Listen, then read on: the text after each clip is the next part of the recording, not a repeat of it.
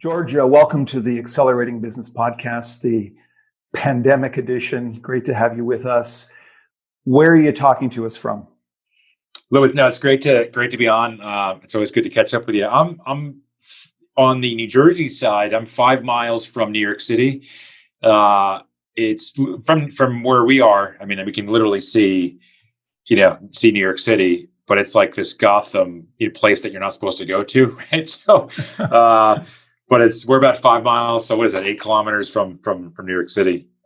Usually, a place that I'm usually there like 5-6 times a week. Sometimes I'm there twice or 2 or 3 times a day. But for now, I'm on the other side, of the river per se.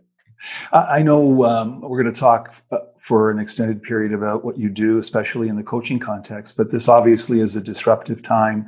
How has it affected your personal and professional business life? You've been in isolation, obviously. What do you miss the most?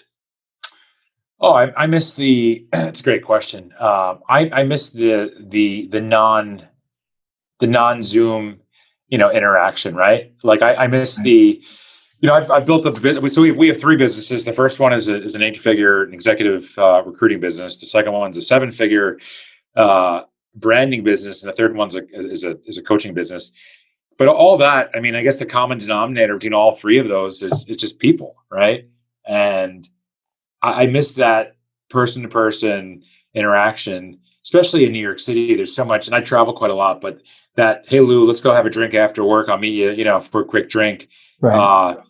I miss that banter. I miss that a lot. I'll tell you the other thing I miss. This might sound, maybe somewhat playing devil's advocate, but I miss some of the there's just people are extremely calm, and it's calmer than it should be, especially like in this area. This is a very, populated area that we're in, at least where I'm from. And that frantic kind of lifestyle back and forth, I kind of miss some of that. I kind of miss the horn honking and the people getting mad at you because you're crossing the street when you shouldn't be. And I miss some of that edge that we're known for in this part of the world. Well, that's an interesting, and I think in reflecting on it, an understandable observation. It's a bit counterintuitive, right? Because those things tend to irritate us so much, but we find now in missing them that it's very disruptive. They are things that we miss in our normal routine. Right. Even the fact of it, you just look up in the sky, there's airplanes. You don't see many of those, right? And, it's you're totally right about that. But I don't know about you, but there's also some customs that, at least my company has always been, we've always set up, we have a remote, kind of environment. We've been like that since 2009. Right. So, the transition was pretty much, it was pretty non-existent, right, for my team and myself. The thing that I'm seeing though on the recruiting side is obviously you've got other people that are not used to work. They're not used to working from home, and they're kind of they have more work than ever, right, because they have to work now. So that's kind of been an interesting thing, and but I'm like you. I'm pretty laid back, right, with some of these changes. You have to be able to adapt to new environments and new scenarios and just new things. So I think that you're seeing a lot of people in the world figuring things out, and there's been a lot of positivity. At least that's been. I don't know if you agree with that, but there's been some great things that have happened also because of this. Yeah, well, there's no question that in some respects, people coming together, there's been a good deal of positivity. I think others could point to a little bit of negativity, but there's no question that there are those among your clients and in the business world that have been really disrupted by the change and haven't been, I think, as successful as you've been in adapting to it, which leads me to a question about that. You've got a philosophy and a business approach and some wisdom and insights that you bring to your clients and the organizations that you work with, but have any of those fundamental assumptions or insights, any of your central teachings that you've developed over the years, have any of those been shaken or changed through this? Do you think you'll have a different view of things going forward in your work? Right. That's a terrific question. There's one, I'm always, one of my things that I've preached over the years has always been the face-to-face interaction, right? To try to, it's one thing to do something on the phone, but another thing is to actually physically be sort of in the space of somebody else, in that connection. And I think, I mean, as we, as you know really well, now that you have to be very conscious of the whole Zoom video conferencing, era that we're about to, at least from the recruiting standpoint and from an organization standpoint and a meeting standpoint, that I think we've already entered into, but that will just only be more embellished, right?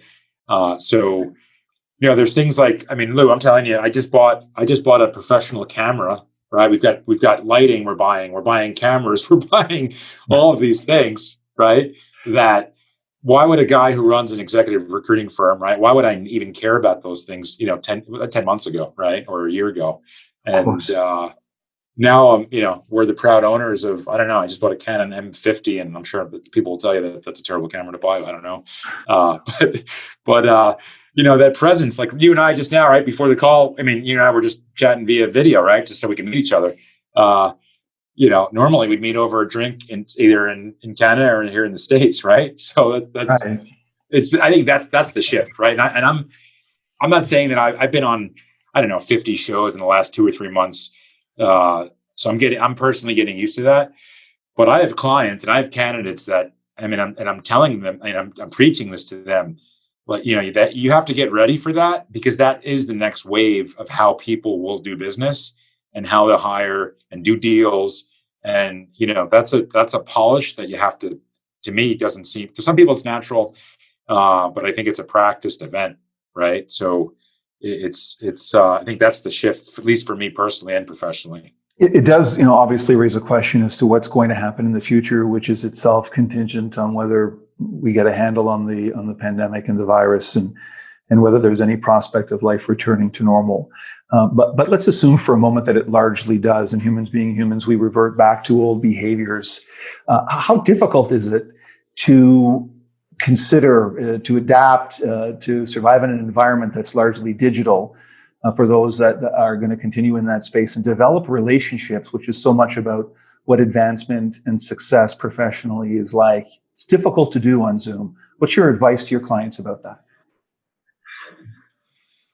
I would say I think you can use Zoom as a vehicle, right? You can use Zoom as a vehicle to interact, but I think at the end of the day, you have to maybe use Zoom and let that be a segue to somehow meet somebody in person later on, right? So maybe it's just my intention, for example, is with you, for example, Lou, is one day we'll meet in person, right? I'll be able to shake your hand in person, not virtually, with one of these knuckle bumps, right? As the kids do these days. But I think if you can use Zoom to segue it into a real relationship, that's powerful, right? So you've got, I mean, there's businesses they're literally, I think they're going to just take off. There's some people do really well in video, right? Some people do really well face to face. They don't do great, behind an email or behind, even on the phone. But you put them and they have this energy on video. I think that's. But I would recommend segueing Zoom or whatever technology that you're using, even if it's LinkedIn, right? Segue it into a face-to-face later on, or with the intention to, and that's powerful, right? Because it's like you're meeting an old friend when you do meet up. So let's put COVID aside for a moment, if that's possible, and talk a little bit about your work with the McGehrin Group, especially as it relates to individual executive branding and coaching. And I think most of our listeners would know what executive coaching entails, but help us understand what executive branding means and why it matters. Right. So I think it's important for a lot of different factors, right? So if you're an executive, and let's say you run an advisory firm or a law firm, or you run a manufacturing company, or it's financial services, the power, and I would say back in the day, folks would think of LinkedIn as somebody being a candidate, right, looking for their next gig or the next role. Branding, which could include podcasts, it could include, maybe includes, YouTube interviews, it includes LinkedIn, the social media part of it. Branding now is a great tool. It's a great tool to deal with partners, vendors, folks that you'd like to hire, right? So that people are attracted to sort of your firm, as well as the person that's a candidate, right? So it's also great for folks that are looking for financing for M&A deals. It lets you control. There's an elevator pitch that you're able to control when somebody actually goes on and Googles, who's Lou Frapporti, right? Who is this guy that I'm going to have a meeting with?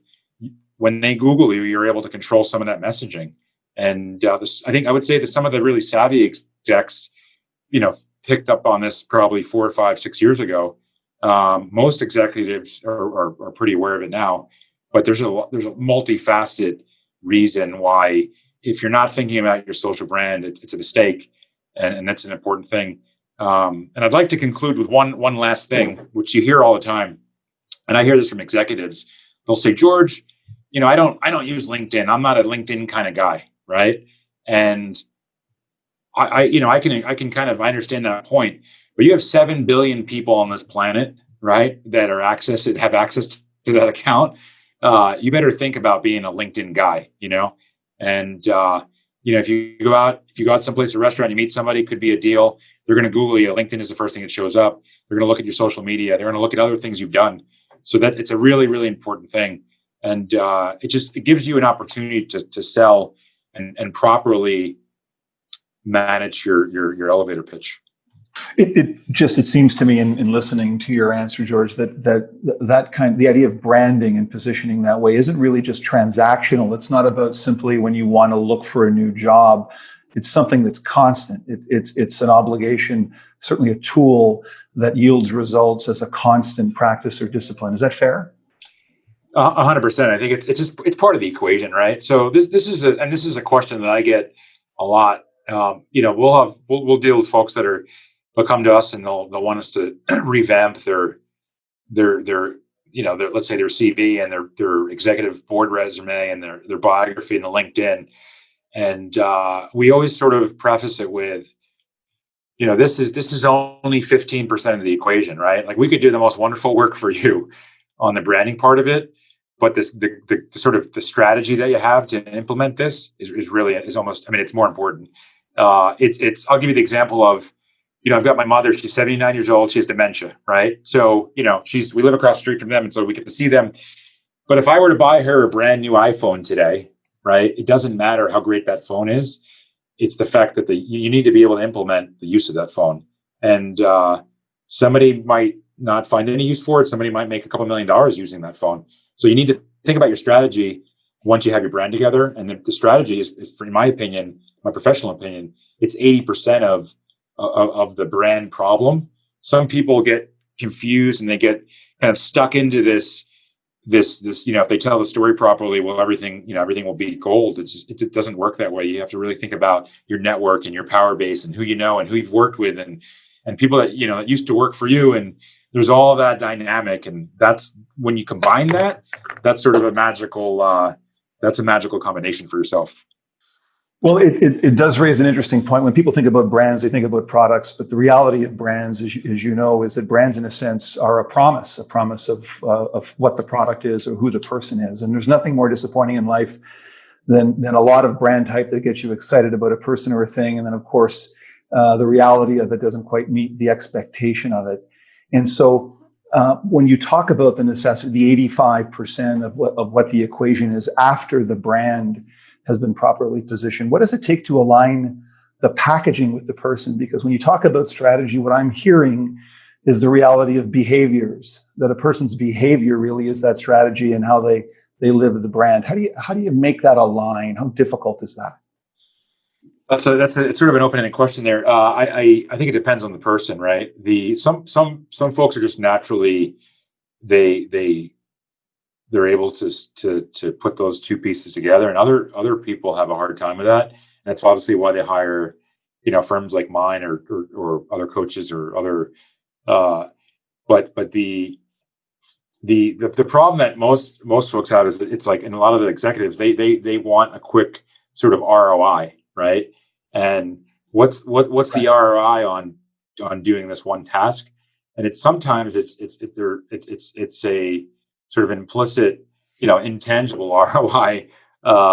It's almost like going to university. Like, what's the ROI if you would have gone to a different university or if you hadn't gone at all?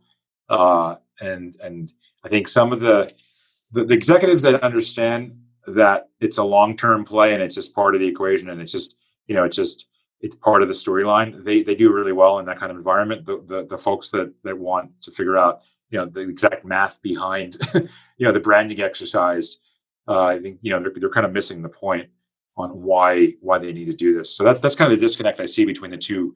If we were to compare sort of, beta tests between A and B, two different, two executives with the same exact problem. Well, let's talk for a second about the brand aspect of it, the 15%, the 20%, which is clearly what people can experience first. And LinkedIn, you've mentioned it. Obviously, there are other ways in communication. You talk and work on writing quite a bit, which is critical. But when you talk about LinkedIn, what are the mistakes that you see as most common in people and how they present their brand digitally? Right. So the number one, I think they and this is sort of some, I guess, 4 tips if you were to. The first thing is, I think they need to quantify scope in terms of the exact 3 or 4 or 5 problems they're continually solving. Right. So there's some people have really interesting sort of pedigree backgrounds, but they don't have a cohesive message of why they've been continually getting hired over the last 15, 20, 25 years. Right. So they're usually they're solving 3, 4, 5 core problems. Right. So that's the first piece. The second piece, and I see this over and over, it's showing the chess player, strategist, right, the version of you versus the technician, and you see this a lot in especially with CEOs actually, and sometimes CFOs. But it's more about how you run the business and how you this. And if you're not a CEO, it's and you're CFO. If you're a CFO, it's your pseudo COO skill set or your pseudo CEO skill set, but it's more about how you move the pieces than your day to day and what you do for a living, right? So the qualitative, job tasks. That's the second mistake I see over and over. And the third thing is, which is just a really basic. You have to think about this in the framing. Let's say you're you make $500,000 a year, you make $1 million a year in 5 seconds or less. And this is why you hire an expert to do this. In 5 seconds or less, you have to show on paper why are you worth that $1 million to sort of quote unquote hang out at your next place, right? And I think people don't take that task really seriously. Those are the 3 major mistakes that I see. I always recommend, you're trying to solve $1 million problem or $500,000 problem. It's not whatever the service might cost you, kind of problem. And I think those are the three things: quantification of scope. Number 2, I would, is just the overall sort of zero to hero story in terms of, the things you're bringing to the table. And the third thing is also, like I mentioned, and obviously in a different order, but chess playing and strategist versus the technician problem. So I'm going to unpack the second one a little bit, because I think the majority of people who listen to the podcast aren't necessarily CEOs. They're aspiring CEOs who are wanting to work their way up in an organization or be successful. But it would seem to me that the advice that you're giving there is constant and necessary throughout a career, that you've got to show value in your capacity to solve problems, to anticipate problems, and not simply to react and provide a technical solution. And so in that regard, not that you're necessarily dealing with very much of a younger complement, what advice would you give to those aspiring CEOs as to how to cultivate that, not just that brand, but the reality of behaving and living every day as a problem solver and value creator? It's a great question. I would say number one, you need to over deliver, right? And so over deliver. Number 2, I would say be extremely engaged in whatever you're doing. Number 3, and I see this over and over, and you've seen this too, right, Lou? It's like, that's not my job or that's not my role. Most of the CEOs I've seen, they're so engaged. You really don't hear that from them, even though they know it's not their job or they're not their role. But you need to have an attitude where you're willing to step out of the box and do other things. That's not, maybe it's not part of the job that you were hired for. There comes a point where, and I think if you're looking to get a sort of, let's say you're looking to move up in the ladder and move up in sort of the scale there, move up in the organization, you have to get to that symbiotic part of that, sort of, where there's a symbiotic relationship where I need you as much as you need me. And once you get to that magical point, it just, that's when you can start to move up, right? And combine that with being able to solve problems and combine that with great communication skills and combine that with being able to really lead people. It's a win-win for both sides, and you'll see that. The other thing, sometimes you see this, you see the bridesmaid versus the bride. I don't know if you've seen that in the career kind of, you see that where people are passed up. Sometimes the easiest way to get a better paying job or a better ranking role is just to change companies, right? So sometimes that's let's say you're VP and you'd like to get to where you're almost, you report the CEO and you report to the CEO over and over and over for 15, 20 years. The easiest way to get that CEO spot is just to change companies and sell that story. When you were talking about those innate qualities that I think separate those who are successful in advancing or at a CEO level from those who aren't, you were talking about not having the attitude that it's not my job, being engaged, being a problem solver. What came to my mind, George, is the thought leadership around servant leadership, the ability of leaders to view themselves as being really on a mission to help others, to help their employees, to help their colleagues succeed. Is it something that you subscribe to? Do you think that's an important attitude to cultivate? I mean, I preach that here at my own company. We just hired a new salesperson, and my team, we've got 29 people, right? So there's 30 of us total, but we just hired a new person, right? So this person will be, number 31. I've spent in the last 2 or 3 weeks, I'm spending pretty much 5, 6, 7 hours a week with this person to make sure that he understands exactly where we're trying to go, what we're trying to accomplish. We're role playing. This is something I'd done 20 years ago, right? 19 years ago. The feedback from him was, George, I've never worked in an environment where the person at the top took the time to actually do all this with me, and I appreciate that. And he's going to have so much success with us. But I think you have to realize, and that's, is that my job? Somebody would say it's probably not my job. To me, that's my job, right? It's my job to make sure that I preach culture. It's my job to be, sort of a cheerleader and an ambassador and an evangelist, for what he's the success that we'll have. And I think and I've learned that, by the way. I've learned that from the CEOs of the top companies, Fortune 50 companies, right? They're so engaged with some of their employees. It's amazing. And that's something you can, if you're aspiring CEO, that's a great takeaway from today's call, to make sure that you add value and just give, and things come full circle. It's interesting, and I love your observation around this, because I couldn't agree more with what you've just said. But it also very much is the case, insofar as you were talking about LinkedIn, that an individual's ability to network and see it not as something that one gets, but what can give to those with whom you network, where you're there, you're offering to help even in circumstances in which there's nothing directly in it for you, and that creates brand. And of course, when that happens over and over and you're seen as that person, it seems to have a very significant effect in growing your network. What would you say about that as an important consideration in expanding a network and having a successful career? So I see this is another common mistake I see, that, you've got, sometimes people they're ready for their next role, or maybe they've been, as of late, furloughed. They've lost contact with some of the people that they've worked with before, and then they need to reactivate some of these relationships. The smart executives are continual. They're always, networking, right? They're always, trying to help somebody else out with another job. If that's your kind of, if that's the way you're operating, then that's wonderful. Most people are not operating that way.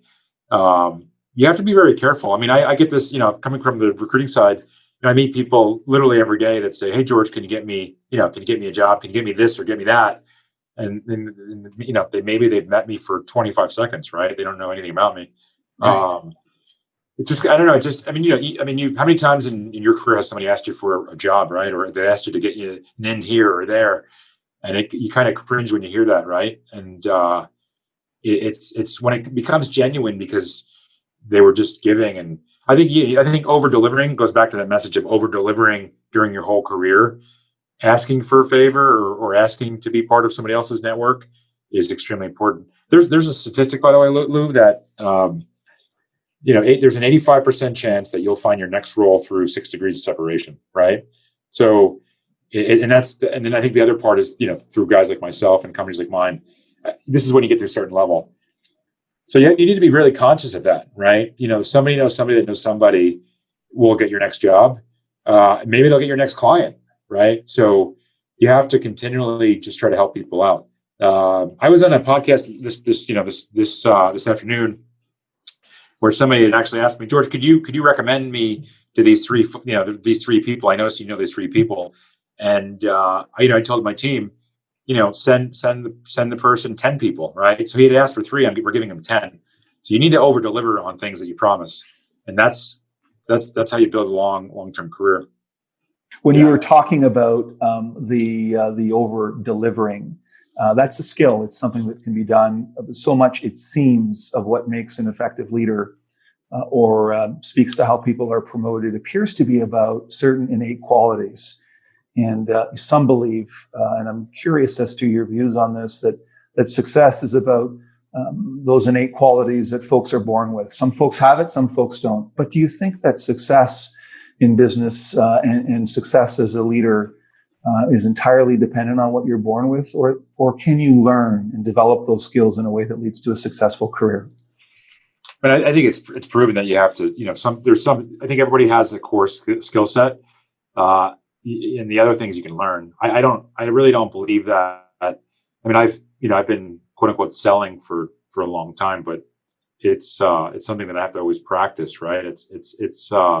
And some would say that I'm innately, I was born with the ability to be able to convey a message so that customers, work with us. But I'm always working on that skill set, right? Through either, courses or reading or listening to how other people take a different approach. I would say everything we do in life is they say that it's a 10,000 hour right event. But I think where people make mistakes is, when I was younger, I wanted to be a professional. I think I wanted to be a professional basketball player. I'm too short for that, right? You have to be realistic as well. Sure. With your skill set. But I think there's some things. I'm very good at the visionary part. I'm very good at, from a business standpoint, I'm very good at coming up with sort of, ideas that grow things. I'm terrible at the execution, right? I mean, it's just the way I'm wired. But I hire people that are good at that. I hire people that are great, on the execution side. I hire people that are great operators. So I think if you have to think about what's your core, skill. If you can expose that, that's great. Things you're not great at, you need to hire folks for that and build a team around you that have almost polar, sort of opposite skill sets. And that's what we've done here, and I see that over and over. But the best leaders out there are the ones that are able to recognize what they're not great at, and they hire for that, and they build teams to complement their shortcomings. And that's a great insight. Speaks to me the fact that having some degree of self-awareness, taking an inventory of who you are and what you can do well, recognizing what you can't, and then building on that, and constantly and continuously learning become key determinants of success. That's what I'm hearing in what you've said, and I think probably a great takeaway from folks who are listening. Right, and it's the self-awareness is something I think that comes with maturity, right? Once you get older, and sometimes you see this in younger kids, and they do really well in life later on. But it's I don't know if you agree with this, but I think you really don't start. I mean, my self-awareness started in my late 30s, right? That's when I started to think about things a little more strategically and tactical, maybe in a more mature way. And I think the sooner you can start thinking about that, either you're an entrepreneur, you're a student, you're about to be sort of an aspiring, let's say you're an inspiring CEO. The shortcoming thing is just it's power, right? It's that knowledge is power for yourself, and not only from a professional standpoint, but just from a personal standpoint, right? We all have these demons, I guess you want to call them, and it's good to recognize that to be able to work on those things.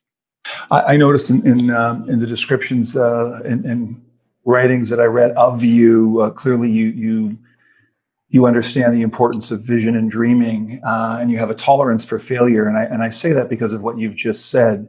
Um, those who succeed tend to have the courage, if I can call it that, to fail, to try.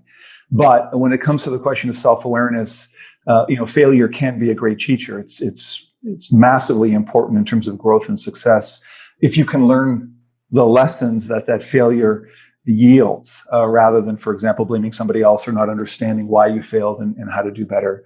Would you agree with that? And is there some observations that you can make about that in your career and the advice that you give to others? Right. So my story is, I started my business because I was unemployed, right? So I had this, maybe you would call this sort of pedigree background. I worked for a big four. I went to, I was able to study economics at Oxford, right? So I did all these cool things and I was still unemployed, right? So, because of just a bad job choice that I'd taken, they'd shut down the company, and I literally started my recruiting company because of that. So that was a failure. That was sort of a mistake turned into a business model. And then I built up the company, and all of my clients were banks and financial institutions. And I went from 50 people back to zero, right? So I learned that again. So then I had to start again. And the business that I run today is literally because of the failure that I had in 2009. Right. Yeah. I've got a more diverse client, or we've got just clients that are all over the place in terms of industry and geography and revenue. We have different streams of income, right? We have different business lines. It was all because of the failure, right? So I think if you look at professional sports, I'll use the baseball example. You've got folks that are in the Hall of Fame and they're batting .330, right? So that means that they're failing 67% of the time, right? And they're getting rewarded to fail more than they're winning. That's you'll see everybody. Everyone that's ever really done anything. Most of, I don't know if I put myself in this category, but as successful. But there's a lot of failure there. You have to be able to pick yourself up, and that's an important lesson. I'm not taking life too seriously, and I think sometimes people take it too seriously. And you need to be able to recognize, there's lessons there you learn, and you get better at what you do. And I feel blessed actually by all of these, some of the things that had happened in my life.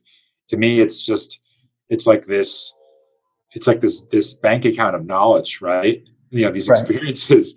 To me, it's some of the best things that's ever happened to me.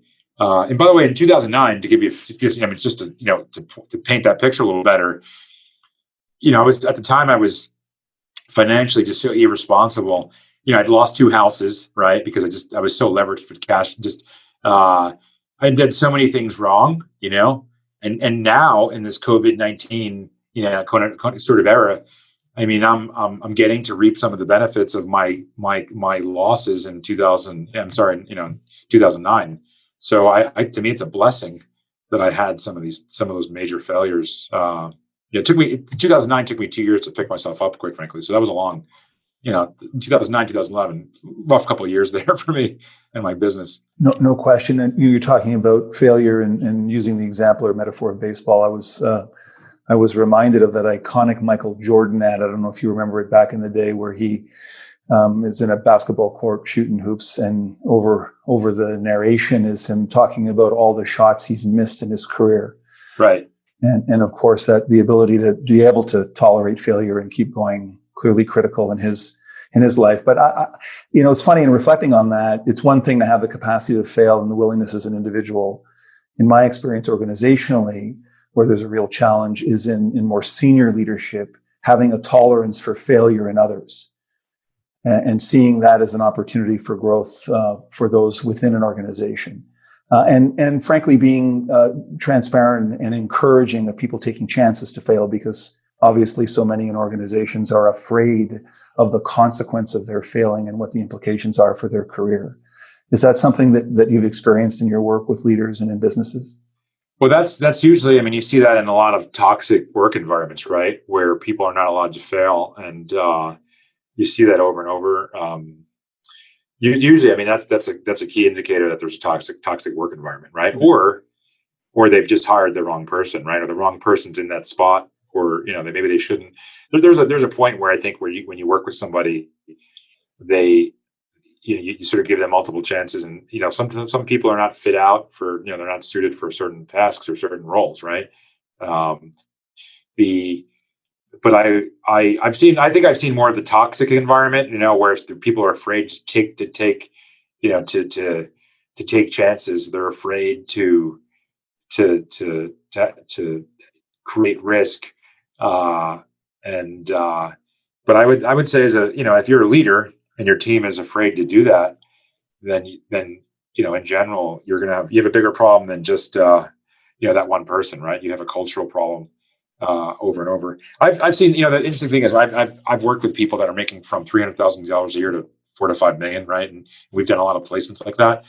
The number one component that I've seen in all of those sort of salary specs has been and why people didn't work out in a role. It's usually because of their people skills, right? It's because of the leadership skills. It's not because they didn't hit their numbers. It's usually in their communication skills with their team, right? I mean, it's and you've seen this right? You've seen this in even your organization. There's people that aren't, maybe they're not the best, but they're always there, right? They're present, and they're team players, and they give out, they have other positive, they bring other things to the table. Usually it's a people problem, right? It's a people problem. It's a personality issue. They get triggered easily. That's usually the biggest problem when you see these people failing in organizations. That's been my experience. I always ask one question when we start a search is, what was the number one reason, or what is the number one reason you're replacing this person, right? And everything's obviously confidential. And they'll pretty much say in layman terms, the guy has a bad attitude. He's just doesn't fit what we're trying to do. And that's pretty much what they tell me. And I must have heard that, I don't know, 400 times, that one line about attitude. When you say that, I'm curious. So you're hearing that in organizations that are filling new spots, but of course you have clients who come to you looking for new work, and maybe in some circumstances because they've been let go.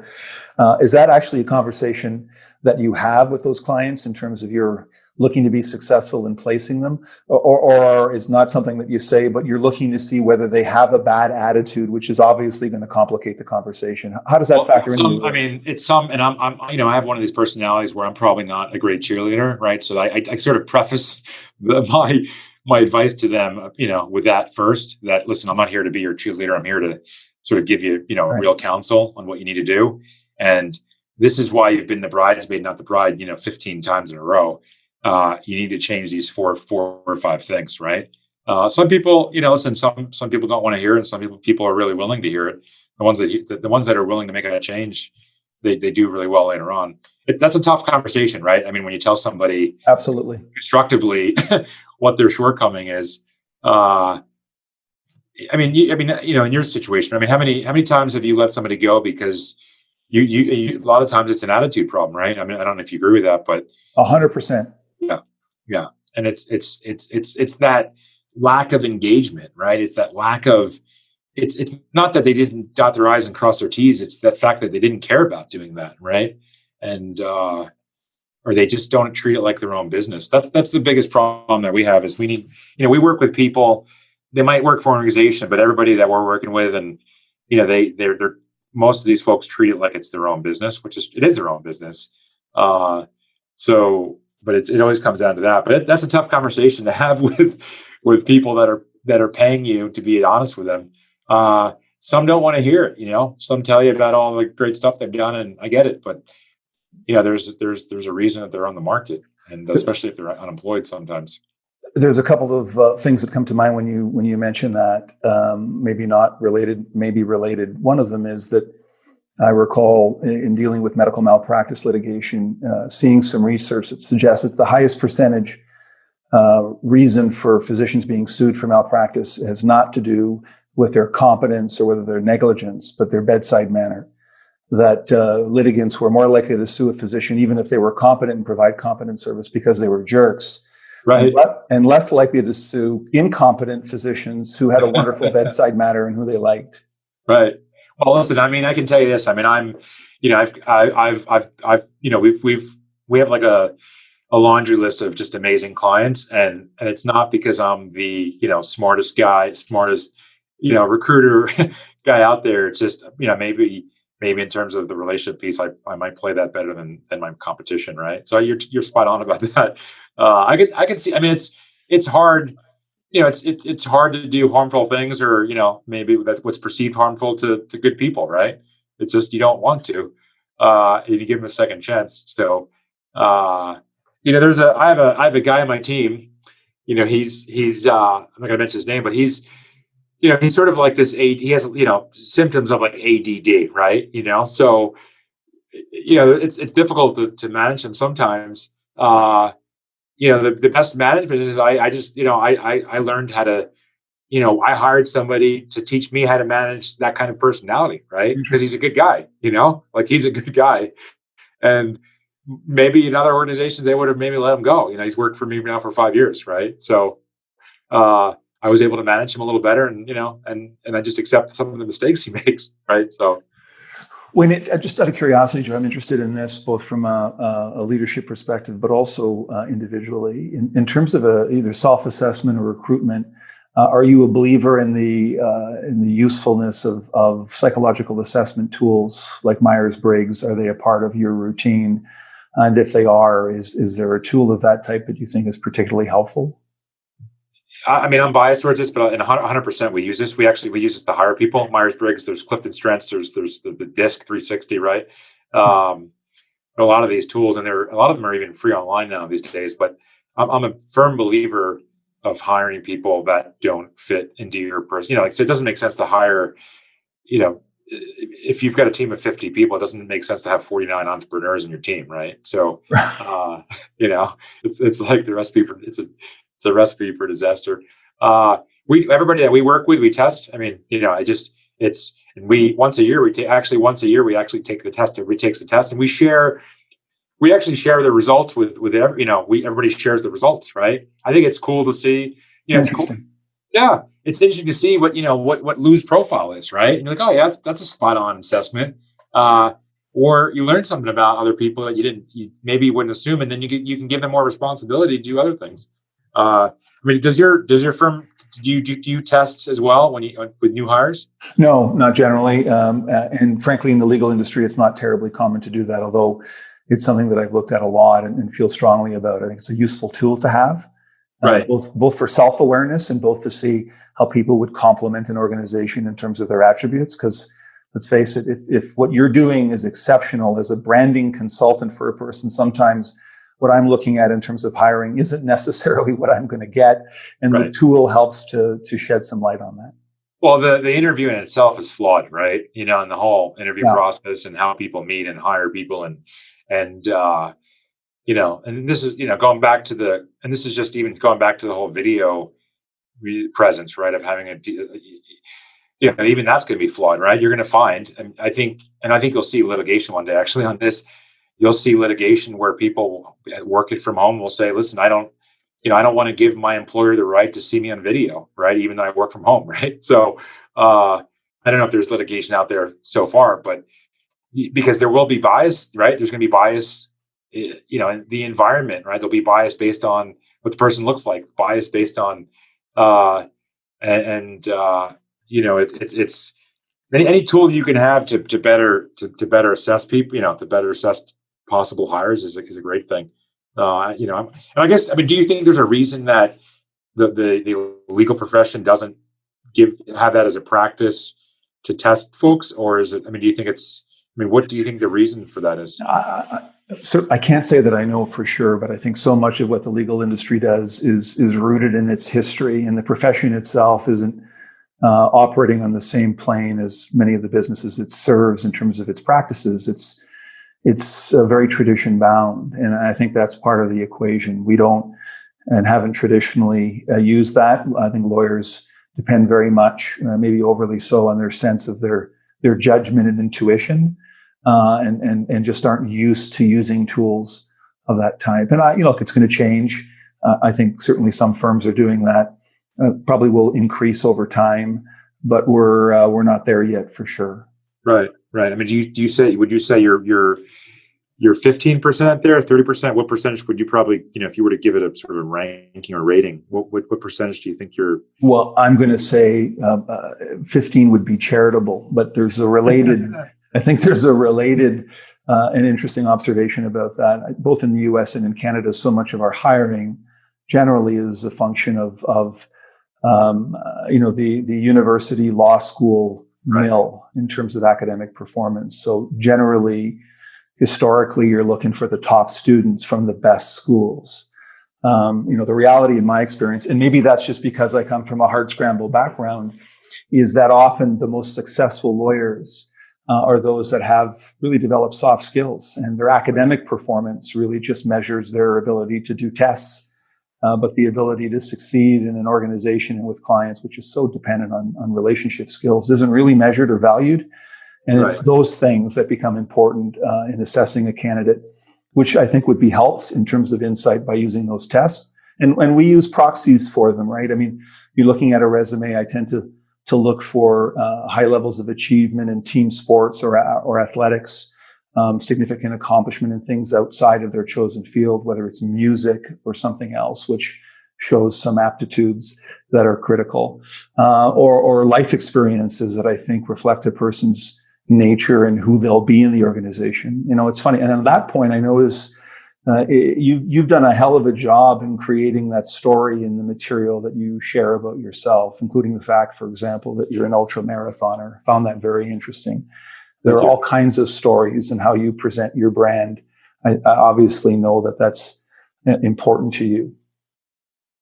Well, I mean, it's a tactical, it's, and you'd say, well, how does running have it? What does that have anything to do with somebody professionally? Right. And it goes to your point.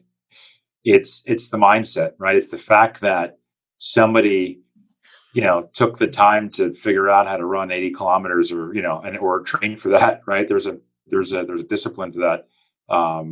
Right. And I'm like, I mean, I also come from that sort of, that background where, you kind of hustle, to get ahead and initially, my grandfather from the Italian side, I mean, he didn't have more than a second grade education. And then my grandfather from the Irish side, he was a truck driver. Right. So it just, so I don't, it's just, I don't come from this sort of silver spoon background. Right.